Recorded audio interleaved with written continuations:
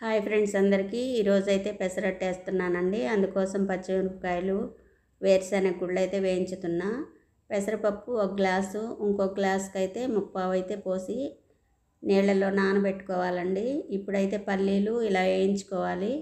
ఇదిగో నీళ్ళల్లో కడిగి పెట్టుకున్నానండి. 15 నిమిషాలు అయితే నానబెట్టాను పప్పు. నేను ఎక్కువ నానబెట్టలేదు. స్టవ్ ఆఫ్ చేసేసుకొని అవి పక్కకు తీసాను కదా. ఇప్పుడైతే మిక్సీ వేసుకున్నానండి చట్నీ. మళ్ళీ తాలింపు చేసుకొని ఈ తాలింపులో అయితే ఇంకా చట్నీ వేసుకుంటున్నాను. చూడండి, ఇలా తాలింపు వేసిన తర్వాత అయితే ఎక్కువ మంట పెట్టద్దండి. ఎమ్మటే ఆపేసుకొని ఇలా కలపెట్టుకోవాలి. పల్లీలు కదా, అడుగంట తీయండి. ఇప్పుడైతే పిండి మిక్సీలో వేసుకుంటున్నా. కొంచెం ఉప్పు అయితే వేసాను.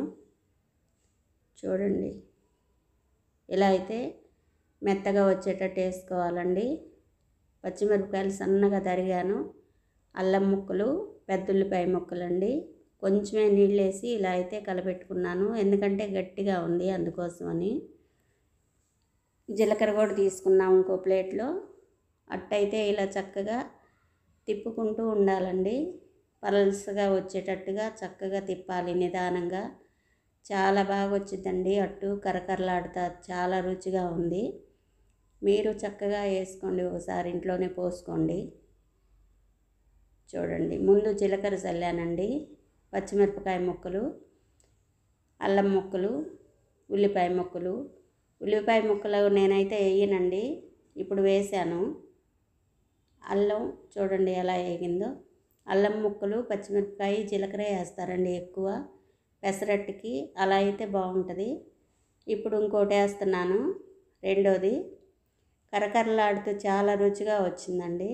చక్కగా వేసుకోండి. ఎక్కువ టైం కూడా నానబెట్టవాకండి. నైట్ అలా నానబెట్టకుండా ఉంటే నీరు తక్కువ ఉంటుంది కదా, దానిలో నైట్ నానబెడితే బొరబొరలాడుతా మనం మిక్సీకి వేసేటప్పుడే ఎక్కువ నీళ్ళు వస్తాయి అన్నమాట పప్పులో నుండి. ఇప్పుడు నేనైతే తక్కువ టైంలోనే నానబెట్టా కదా, ఓ 15-20 నిమిషాలు నానబెట్టుకుంటే సరిపోయిద్ది. ఉదయం లేచి నానబెట్టుకొని అయినా వేసుకోవచ్చు.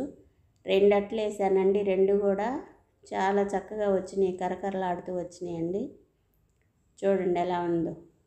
కలర్ అంటే అలా వచ్చిందా, మాడిందేమో అనుకోవద్దండి. మనం పొట్టు తీయకుండా వేసాం కదా, పెసరట్టు అయితే అంతే వచ్చింది. నేను తిన్నానండి, చాలా కరకరలాడుతూ ఉంది. పల్లీల చట్నీ కూడా చాలా రుచిగా ఉందండి. ఈ విధంగా వేసుకొని చక్కగా తినండి ఆనందంగా.